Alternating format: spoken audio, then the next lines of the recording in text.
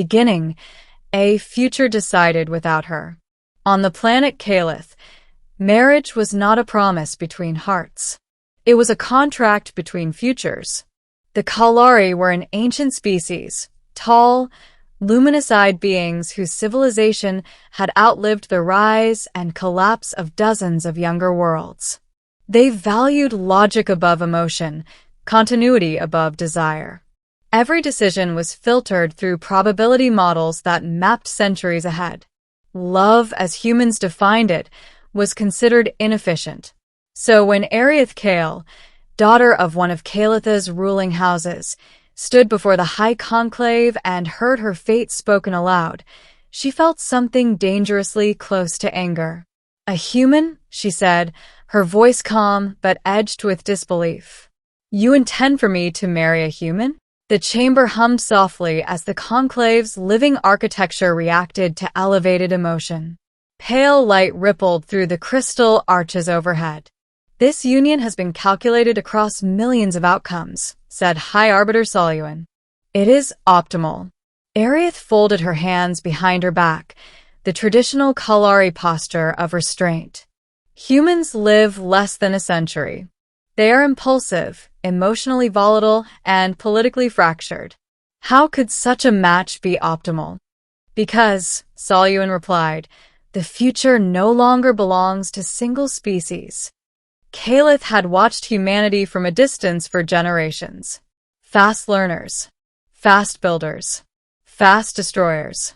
They expanded recklessly, but adapted just as quickly. Recently, they had crossed a threshold, interstellar diplomacy, and now, apparently, interstellar marriage. "The human in question is named Jonah Reeve," Soluin continued. "A diplomatic strategist. Psychologically resilient. Unusually perceptive." Ariath's jaw tightened. "I will not bind my life to a creature whose existence is a brief statistical anomaly." "You will meet him," the Arbiter said. "After that, you may object. Tradition allows one refusal." "One." Ariath turned and left the chamber, her thoughts sharp and cold.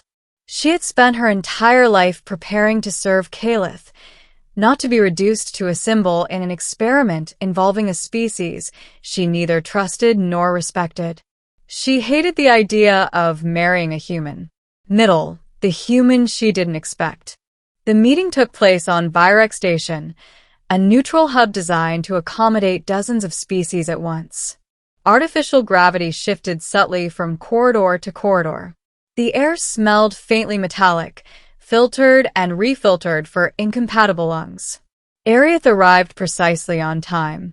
The human arrived early. That alone irritated her. She expected arrogance or nervousness. Instead, Jonah Reeve stood quietly near the viewport, hands clasped behind his back, gazing at the slow rotation of a blue-white star. He turned when he sensed her presence, and then their eyes met. Ariath had studied human facial expressions extensively. She knew how quickly they reacted, how emotions flickered across their features like unstable signals. But Jonah didn't flinch, didn't smile too quickly, didn't look away. Something passed between them, subtle, unquantifiable, not attraction, not recognition, alignment. It unsettled her. "You're taller than I expected," he said neutrally. "You're calmer than expected," she replied. That earned a faint smile. People say that a lot. They sat across from each other at a curved table, translators humming quietly, though neither needed them. "I assume you object to this arrangement," Jonah said. "I do," Ariath replied immediately. He nodded. "That's fair. I didn't exactly celebrate either." She paused. "You didn't?" "No," he said. "Being chosen isn't the same as being wanted." That answer disrupted her carefully prepared arguments. Over the next several days, they were required to participate in shared evaluations, cultural exchanges, ethical debates, simulated crisis scenarios. Ariath expected to feel superior. Instead, she felt challenged. Jonah didn't argue emotionally. He questioned assumptions. When she described Kalari reliance on predictive models, he didn't dismiss them, but he asked what happened when predictions influence behavior. When you believe a future is inevitable, he said, don't you start unconsciously steering toward it? That question lingered. In one simulation, they were tasked with negotiating peace between two synthetic factions programmed with conflicting priorities. Kaelith calculated optimal concessions. Jonah rewrote the framework entirely. He gave both sides a shared problem to solve. The simulation stabilized in half the projected time. You didn't follow protocol, she said afterward. I followed people, he replied. Even simulated ones. That night, Kaelith stood alone in her quarters, reviewing the day's data. Her conclusions disturbed her. Jonah Reeve did not fit the human profile she had memorized. He was inconsistent, adaptive, unpredictable, and slowly, against her will, interesting. The divide, truth behind the union. The truth arrived without ceremony.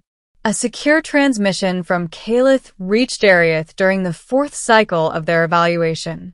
The predictive models had been updated. She read the report twice, then a third time. The union was not meant to last.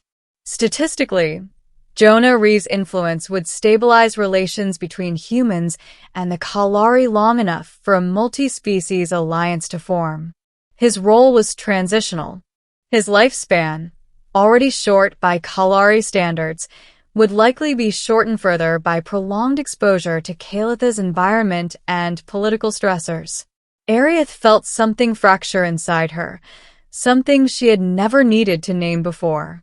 She confronted Jonah that same day. They didn't tell you, she said. He looked up from a projection. Tell me what? She told him everything.